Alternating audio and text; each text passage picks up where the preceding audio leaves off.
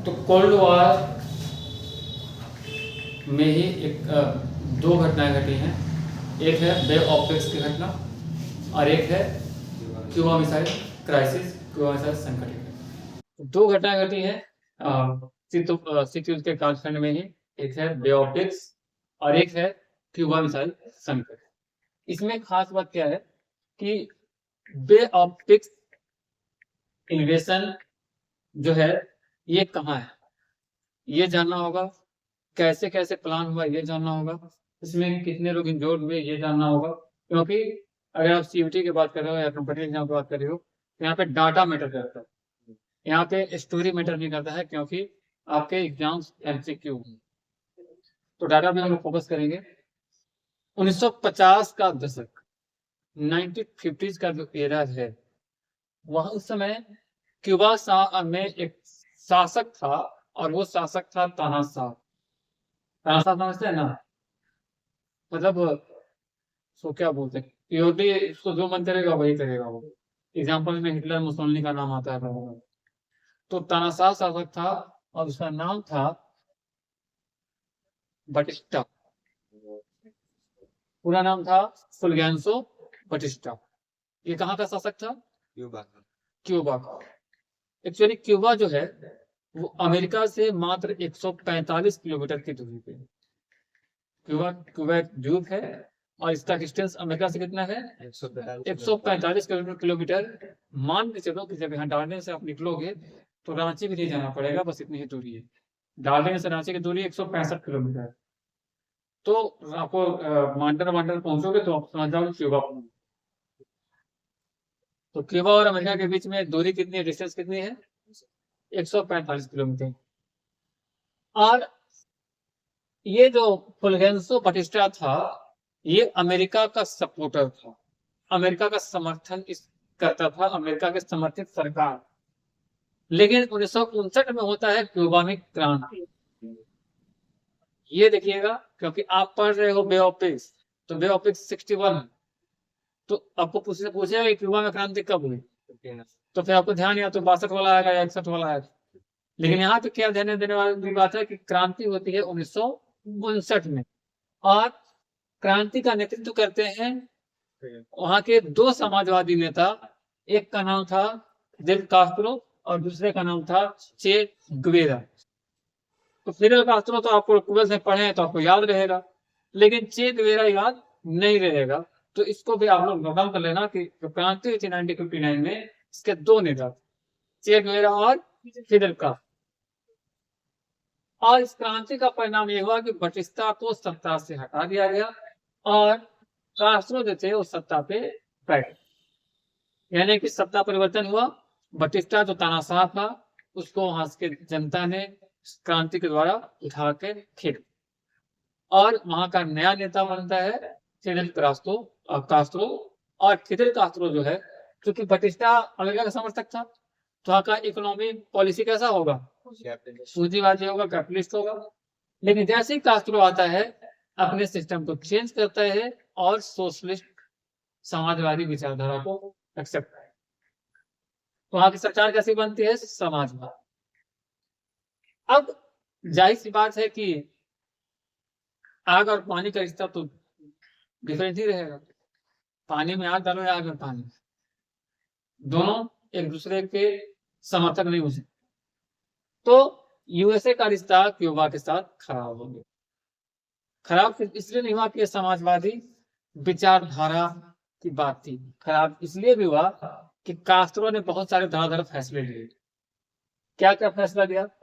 तो आपसे एमसीक्यू पूछेगा कि अमेरिका की संपत्ति क्यूबा के किस राष्ट्रपति ने जब्त कर?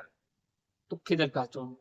तो अमेरिका की जो भी प्रॉपर्टी थी क्यूबा में उसको उसने कब्जा कर लिया, जब्त कर लिया, सीज कर लिया। किसने किया? Fidel Castro. उसने क्या किया कि जितने उद्योग थे सबका राष्ट्रीयकरण कर दिया। कल पढ़ रहे थे ना, कल सोवियत वाले में कौन राष्ट्रीयकरण किया था? कौन किया था? स्टालिन, लेनिन, लेनिन होगा, लेनिन या स्टालिन? लेनिन।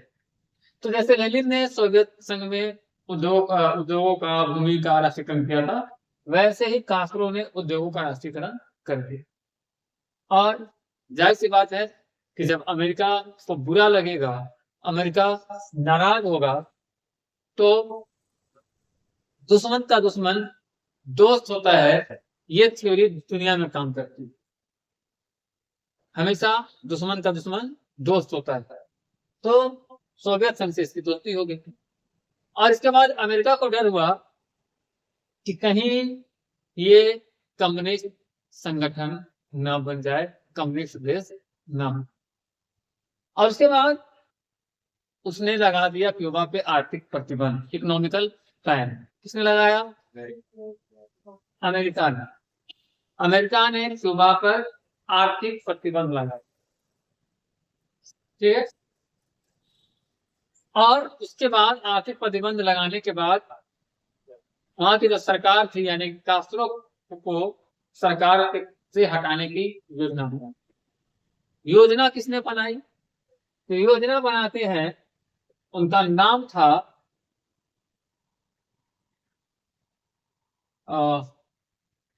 डिवाइड दी एइज़नहावर। ये अमेरिका के 34वें राष्ट्रपति थे। और इसने योजना बनाई कि वहां की सरकार को हटा देना है, उखाड़ के फेंक देना है। और इस काम के लिए वो आदेश देते हैं, जिम्मा देते हैं एक टीम को, इसका नाम है सीआईयू। सीआईयू को बोलते हैं कि तुम योजना बनाओ और कास्ट्रो को वहां से उखाड़ फेंको, वहां की सरकार से अपदस्थ कर दो। कौन देता है? डिवाइड दी एइज़नहावर। ये अमेरिका के 34वें राष्ट्रपति। और योजना बनाने के बाद 17 अप्रैल 1961, ये डेट भी आपको याद रखना हो, 17 अप्रैल 1961 में को क्यूबा के साउथ ब्लॉक, दक्षिणी तट पर हमला कर। हमला कौन करता है? तो हमला करता है 1500 निर्वासित सैनिक। हमला कौन करता है? जी, निर्वासित सैनिक का मतलब कि जो बटिस्टा के टीम के सेना थे, उनको तो देश से निकाल दिया गया था। तो उनको अमेरिका ट्रेनिंग देता है। अमेरिका की एक कंपनी है सेंट्रल इंटेलिजेंस एजेंसी, तो इनको ये ट्रेनिंग देता है। किसको? निर्वासित सैनिकों को, जिनको देश से निकाल दिया गया था, बटिस्टा के सैनिकों को। और उन्हीं से हमला करवा देता है। जो क्यूबा में पहले सैनिक का काम करते थे बटिस्टा के काल में, वही क्यूबा पे हमला करते हैं। और वो ट्रेनिंग देता है सेंट्रल इंटेलिजेंस एजेंसी, जिसको आपको लिखना पड़ेगा, याद रखना, ठीक है। और वो हमला करवा देता है, और इसका उद्देश्य, एकमात्र उद्देश्य था, सरकार को गिराना। कौन सी सरकार को गिराना? लेकिन 17 अप्रैल 1961 से पहले भी हमले हो चुके थे। और हमला हुआ था 15 अप्रैल 1961 को CIA समर्थित विमानों ने क्यूबा के एयरबेस पे हमला किया। अभी जैसे एयरबेस पे हमला हो रहा है ना ईरान का, तो एयरबेस पे हमला किया था कौन? CIA के समर्थित विमानों ने। तो डे ऑप्टिक्स में पहला हमला कब हुआ था? 15 को। और 17 को अटैक हुआ था सैनिकों के द्वारा, 1500 सैनिकों के द्वारा। सैनिकों की संख्या लगभग 1500। उनको ट्रेनिंग किसने दिया? सेंट्रल इंटेलिजेंस एजेंसी अमेरिका ने। और हमला कहाँ हुआ? क्यूबा के दक्षिणी तट पर, ठीक है। उद्देश्य से पता ही चल गया। कोई डाउट नहीं है तक यहाँ तक? चलिए आगे बढ़ते हैं। योजना का मुख्य चरण क्या है? तो पहला चरण था क्यूबा में विद्रोह करवा दिया जाए, आपस में लड़वा दिया जाए। 1500 उनके सैनिक और कास्ट्रो का सैनिक दोनों आपस में लड़ जाए, जनता आपस में दोनों गुट में लड़ जाए। उद्देश्य ये था। दूसरा था कास्ट्रो की सेना को कमजोर कर देना, जो कास्ट्रो की सेना है उसको कमजोर कर देना। तीसरा था निर्वासित सैनिकों को उतारना, जो जिनको देश से निकाल दिया गया है उनको उतारना। कहाँ उतारना? आपस में गृह युद्ध के लिए भड़काना, क्यूबा में उतार देना, लड़वा देना।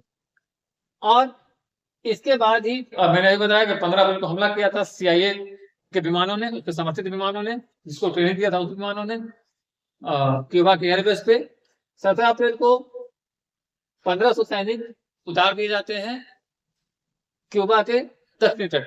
अब सवाल ये है कि क्यूबा के दक्षिणी तट को क्या कहते हैं। तो एक तो आप जानते हैं जिसको बोला जाता है बे ऑफ पिग्स, लेकिन अगर बे ऑफ पिग्स के यहाँ पे दूसरा नाम आ जाए तो कुछ, हाँ, तो उसका दूसरा नाम है बाहिया दे कोचिंस। बे ऑफ पिग्स को बाहिया दे कोचिंस के नाम से भी जानते हैं। तो ये दोनों एक ही है, ध्यान दीजिए। तो यही इसीलिए इसको बोला जाता है बे ऑफ पिग्स का वार। लेकिन ऑपरेशन जो है असफल हो जाता है, पेट फाड़ता है, किसी अंदर रह जाता है, सिलाई कर देता है, ऑपरेशन असफल। डॉक्टर बाहर आकर बोलता है सॉरी, नो मोर। तो ऑपरेशन असफल हो जाता है। इसका कारण यह था कि क्यूबा को इस घटनाक्रम की जानकारी, यानी कास्ट्रो को इसकी जानकारी पहले से कि अमेरिका हमला करने वाला है, इसलिए पहले से तैयारी कर लिया। कास्ट्रो को जनता का समर्थन था और जनता को अमेरिकी हमले पसंद नहीं थे, इसलिए अमेरिका का सपोर्ट नहीं किया। और जॉन एफ कैनेडी का खुला समर्थन नहीं था, यानी कि जॉन एफ कैनेडी जो थे अमेरिका के राष्ट्रपति, उन्होंने इस अमेरिका के हमला को सपोर्ट नहीं। तो सवाल दिमाग में आया क्या? दो राष्ट्रपति का नाम एक ही टाइम पे। स्वाति को नहीं आया, स्वाति लगता है क्लियर है। हमला करने का प्लान आदेश अमेरिका के राष्ट्रपति को देते हैं आइजनहोवर, और यहाँ पे हमला जब हो जाता है तो अमेरिका के राष्ट्रपति जॉन एफ कैनेडी का समर्थन पूरा नहीं हो। बताइए इसको आप कैसे समझ रहे हैं? वही नहीं, आगे प्रेसिडेंट है, अमेरिका का 34वां राष्ट्रपति है ये, और ये भी राष्ट्रपति ही है, अमेरिका के राष्ट्रपति। वो प्लान बनाए होंगे जिन पे कैनेडी काम किया और उनसे सलाह। अरे भाई राष्ट्रपति है वो। तो यहाँ पे क्या है कि इनका राष्ट्रपति का जो कार्यकाल है 2 टर्म रहा, एक 53 से 57 और 57 से 61 में जनवरी महीने तक। तो जब प्लान बना था तब तो ये थे, उसके बाद इनका इस चुनाव हार जाते हैं, उसके बाद राष्ट्रपति बन जाते हैं ये। यानी कि जो बे ऑफ पिग्स और क्यूबा में बे ऑफ पिग्स का जो वार हुआ इसमें 2 राष्ट्रपति इन्वॉल्व हो गए। ठीक है, जैसे आइजनहोवर का जो कार्यकाल रहा है 34वां राष्ट्रपति थे और इन्होंने 2 टर्म अमेरिका का राष्ट्रपति का पद संभाला है। 2 टर्म आपको मैंने बताया। इनके टाइम में कुछ घटनाएं घटी हैं जो आपको जानना पड़ेगा, पूछता है, क्योंकि ये भी 53 से हैं, यानी कि कोल्ड वार में ही आएंगे। तो इनका 2 थ्योरी बहुत पॉपुलर है जो कि आपको पूछेगा कि डोमिनो थ्योरी किसने दिया, तो आइजनहोवर ने दिया, और एक है मैसिव रिप्लेशन पॉलिसी, यानी कि साम्यवाद को रोकने के लिए जो पॉलिसी बनाया था इसने ही बनाया है। तो ये 2 थ्योरी उनका है। इनके कालखंड में कितनी घटनाएं घटी थी? क्या क्या घटना घटा था? कोरियन वार का अंत हुआ था 1953, 50 में शुरू हुआ था तो उसमें नहीं थे, लेकिन अंत इनके कार्यकाल में। उसके बाद क्या है? बार्डून कॉन्फ्रेंस, जिसको हम लोग एफ्रो एशियाई सम्मेलन भी कहते हैं। बार्डून कॉन्फ्रेंस को एफ्रो एशियाई सम्मेलन भी कहते हैं, ध्यान दीजिएगा, ऐसा नहीं कि बार्डून कॉन्फ्रेंस याद है और एफ्रो एशियाई आ गया तो कंफ्यूज हो जाएगी। बार्डून कॉन्फ्रेंस को एफ्रो एशियाई सम्मेलन कहते हैं। तो ये कब हुआ? 1955, इन्हीं के टर्म में हुआ। सुएज क्राइसिस, सुएज का नाम सुना है ना ज्योग्राफी में, सुएज नहर। तो सुएज संकट इन्हीं के टर्म में हुआ 1956। सुएज में सबसे पहले इजराइल हमला करता है, फिर फ्रांस करता है, फिर ब्रिटेन करता है। सुएज कहाँ है? मिस्र में। तो मिस्र में जब हमला करता है ब्रिटेन, फ्रांस, इजराइल, तो सुएज संकट हो जाता। तो सुएज क्राइसिस भी इन्हीं के टाइम में हुआ। सुएज क्राइसिस कब हुआ? 1956। ये अभी तक आप लोग नहीं पढ़े होंगे, ये आज नया वर्ड है। उसके बाद क्या है? हंगरियन रिवॉल्यूशन, हंगरी की क्रांति 56 ही है। स्पुतनिक लॉन्च, स्पुतनिक उपग्रह थोड़ा था सोवियत, 57 है। और क्यूबन रिवॉल्यूशन, क्यूबा की क्रांति 1959, जो भी बताया। तो इन्होंने प्लान बनाया था, लेकिन उसका सपोर्ट था इनका, ऐसा नहीं है, Nikita sorry John F Kennedy का सपोर्ट था, लेकिन ओपनली सपोर्ट नहीं था। ठीक है, इसका परिणाम ये हुआ कि 3 दिन में ही एक बे ऑफ पिग्स की खाड़ी असफल हुई। कितने दिन में सफल हुआ? 3 दिन में ही हमला विफल हो गया। ये आपके लिए पॉइंट है एमसीक्यू के नजरिए से कि ये हमला 3 दिन में खत्म हो गया। 100 लगभग 100 सैनिक मारे गए। कितने सैनिक मारे गए थे बेओपिक्स में? 100। और 1000 सैनिक अमेरिकी सैनिकों को या निर्वासित सैनिक जो थे, अमेरिकी सफल सैनिक जो थे, उनको बंदी बना लिया गया।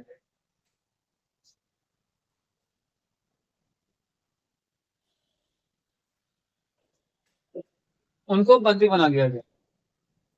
ठीक है, कितने लोगों को बंदी बनाया गया? हजारों को।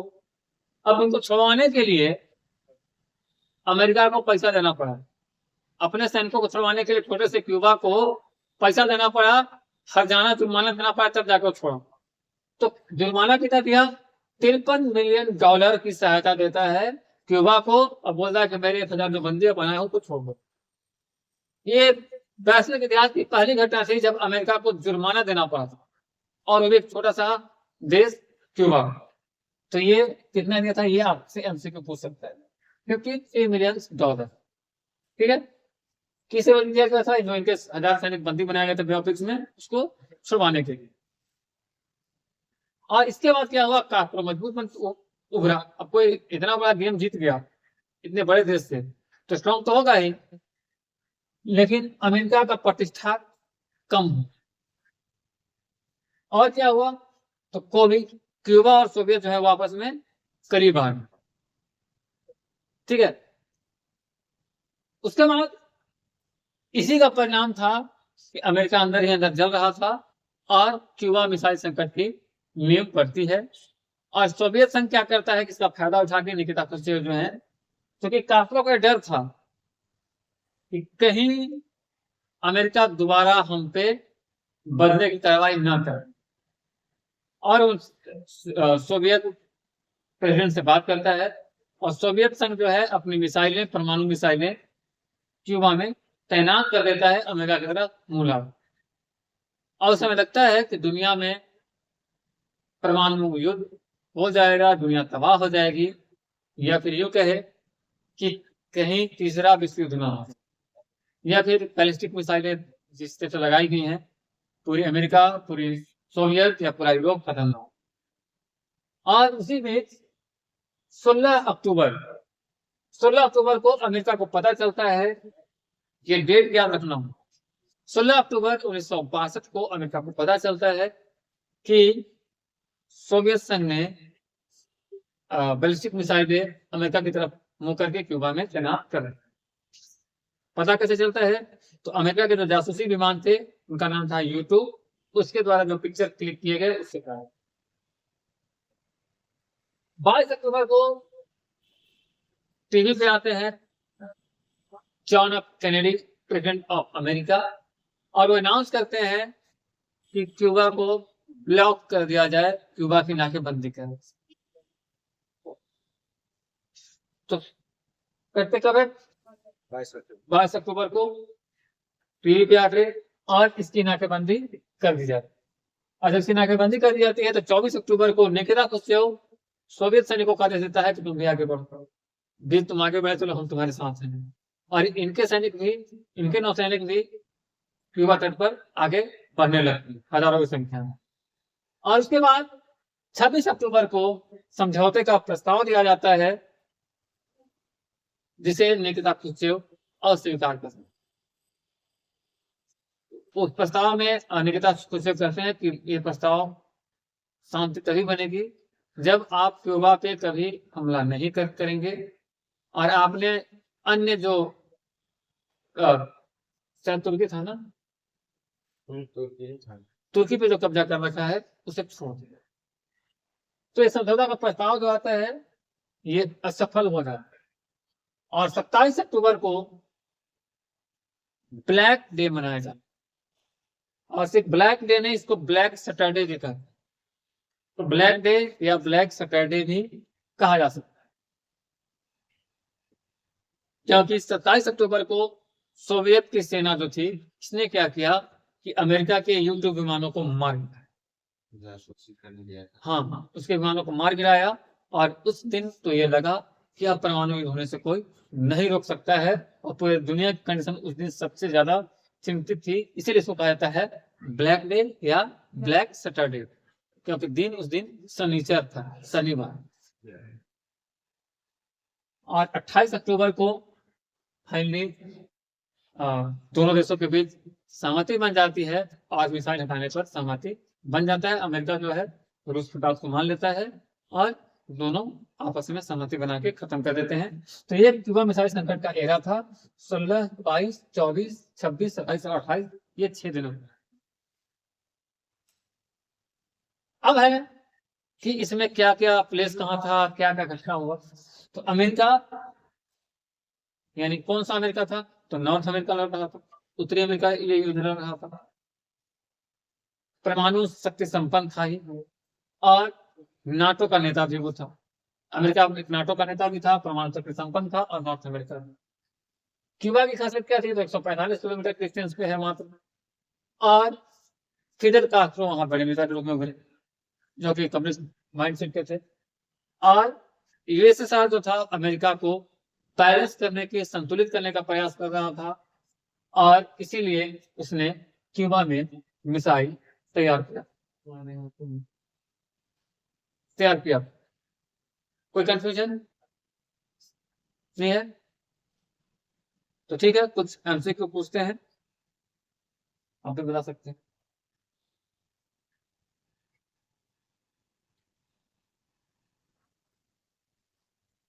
यूनाइटेड नेशंस की स्थापना कब हुई? 24 अक्टूबर 1945। संयुक्त राष्ट्र की स्थापना 24 अक्टूबर 1945। आयरन कर्टन स्पीच किसने दिया था? लो आयरन, चर्चिल। ये कौन से? प्रेसिडेंट, प्रधानमंत्री। तो आयरन कर्टन स्पीच जो ब्रिटेन के प्रधानमंत्री विंस्टन चर्चिल ने दिया था, इसी से स्थिति की शुरुआत का संकेत मिलता है। और ट्रूमैन डॉक्ट्रिन कब आया था?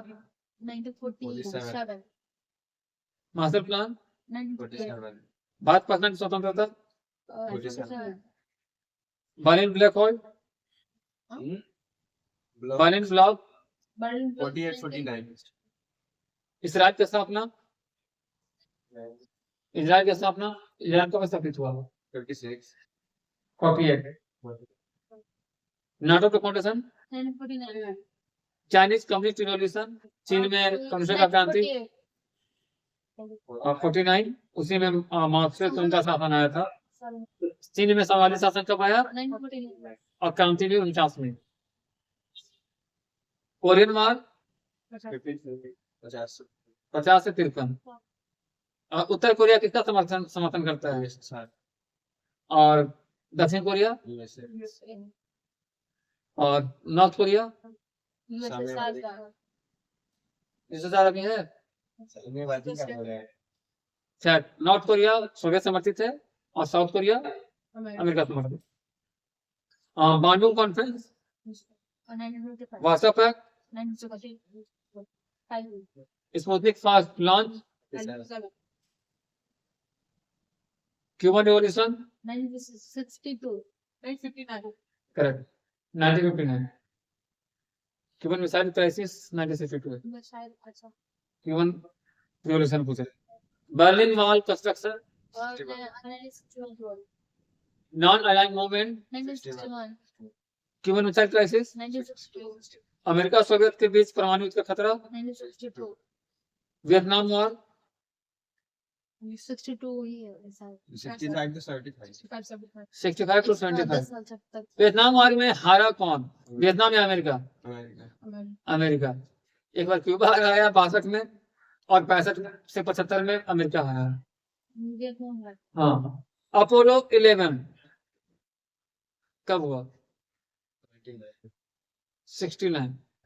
अपोलो 11 हुआ क्या था? चांद पे गए। मून लैंडिंग, पहला बार कोई इंसान चांद पे पहुंचा था। मानव पहली बार चंद्रमा पे पहुंचा था कब? 1961। 69। बांग्लादेश लिबरेशन वार, 71। करेक्ट। बांग्लादेश का निर्माण, 71। करेक्ट।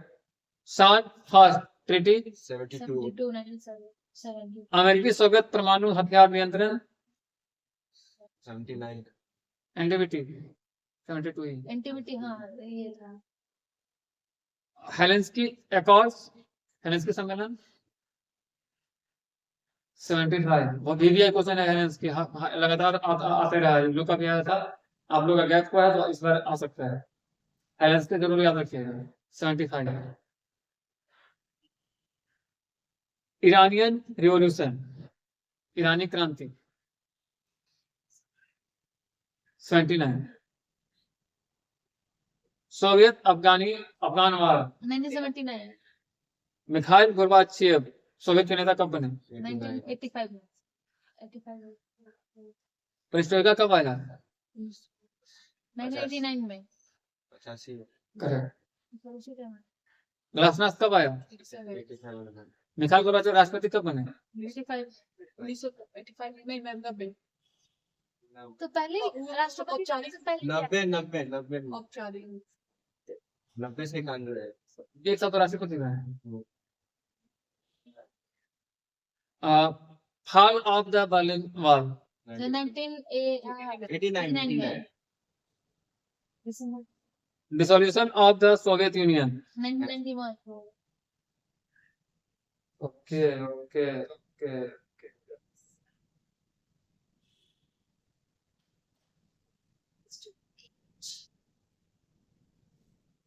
वर्ल्ड वार 2 कब समाप्त हुआ 1945 शीत युद्ध सबका प्रयोग सबसे पहले किसने किया बर्नार्ड बार्ड सबसे पहले उसने किया तो उसने शीत युद्ध क्या है इसके बारे में से बताया था लिपमैन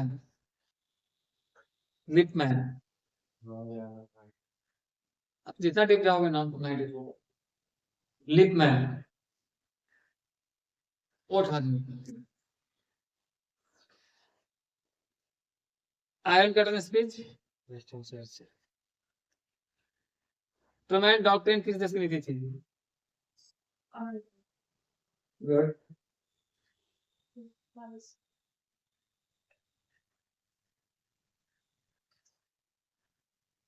बर्लिन वॉल कंस्ट्रक्शन किसे विभाजित करती थी पूर्वी बर्लिन और पश्चिमी जर्मनी को विभाजित करती थी हाँ जर्मनी को दो भागों कोरिया युद्ध किनके बीच हुआ था दक्षिण कोरिया करेक्ट वियतनाम वार में किसकी हार हुई अमेरिका स्वेज क्राइसिस किससे जुड़ा हुआ है किस देश से जुड़ा हुआ है मिस्र से जहां है वही ना सोवियत अफगानी वार कब से कब तक चला कौन सा सोवियत अफगान वार कब से कब तक चला 1979 से 79 तो मुझे पता है कब तक चला 89 तक करेक्ट वापस ये से उसने हाँ वो कर चाइनीज कम्युनिस्ट रेवोल्यूशन का नेता कौन था माओ सेतुंग माओ मार्क सेतुंग माओ चंद्रमा पर पहला मानव कौन गया correct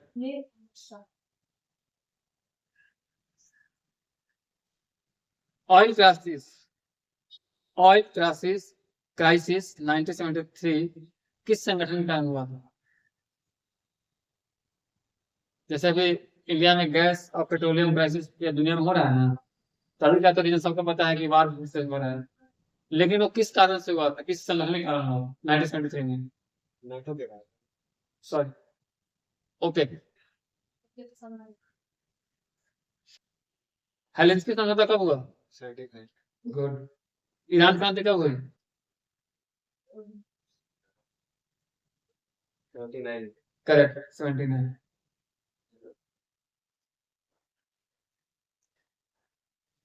fall of the Berlin wall किसका प्रतीक है ये सोल्यूशन के विघटन का मतलब इसी युद्ध के अंत का शीत युद्ध के अंत का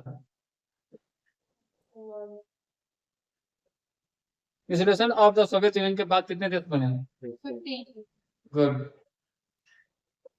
सिख युद्ध कितने वर्षों तक चला? नहीं,